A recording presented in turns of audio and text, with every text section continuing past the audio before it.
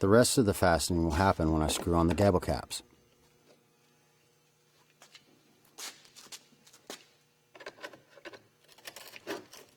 Cut the upturn along the bend line of the nose and reshape it to the face of the birdstop.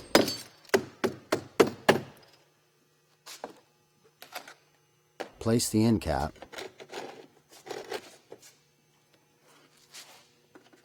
and mark the end disc where it'll notch over the birdstop.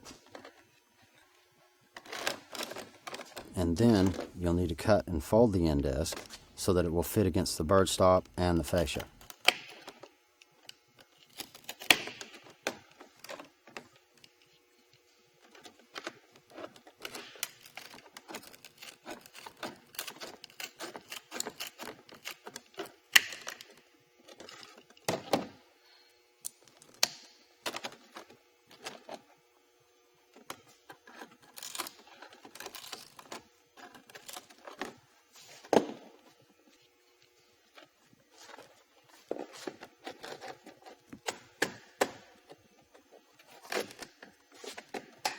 This closes in the gap between the end disc and the fascia, and from the ground it will look neat and complete, and all the unfinished cuts will be hidden. Fasten the barrel cap through its side, just above where it sits on that ledge on the rake metal. Then screw down into the 2x2 on top of the cap. Lay these just like this all the way up to the ridge. When you get to the top, use your soapstone and mark the angle to the center of the ridge. Most of the miter in these top gable caps will get covered up by the end cap of the ridge.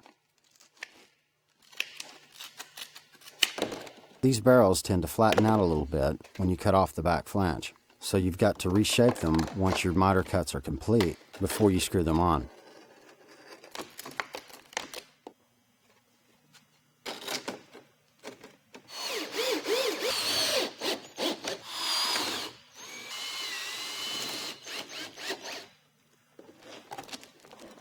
Now set the end cap over the mitered gable caps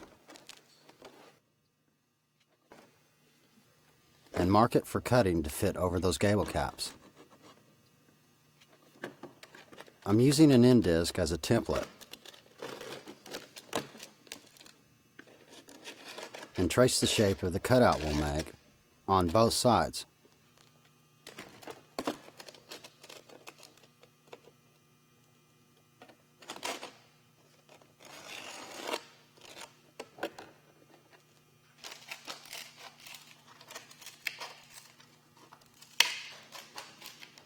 If you make these cutouts to just the right depth, then the end caps will sit down properly on the ridge boards.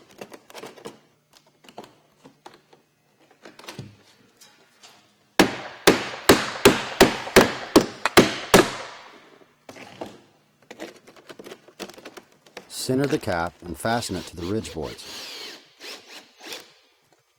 Once the end cap is in place, you can complete the caps along the ridge. Screw them in all on one side first, and then on the other to keep the line nice and straight. Before you finish out the chimney, you should apply caulking around the top of the bend dubs where the tiles meet the chimney walls. To finish out the front of the chimney, you can use the top course metal as what we call a head wall flashing. You need to finish the ends by leaving just enough material so that you can fold down closings at the end that will go right down to the tile beneath.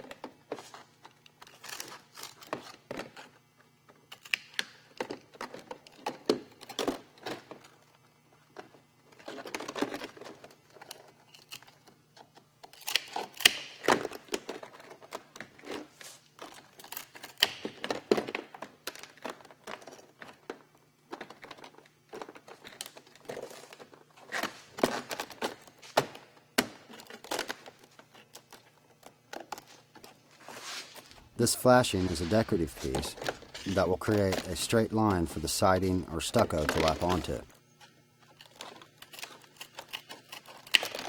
I've cut and tabbed these corners so that I can use stitch screws to hold them together.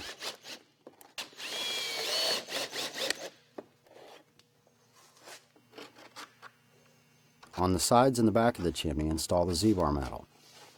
On new construction, you install this Z-bar all the way around the chimney, including the front, before you install the tiles.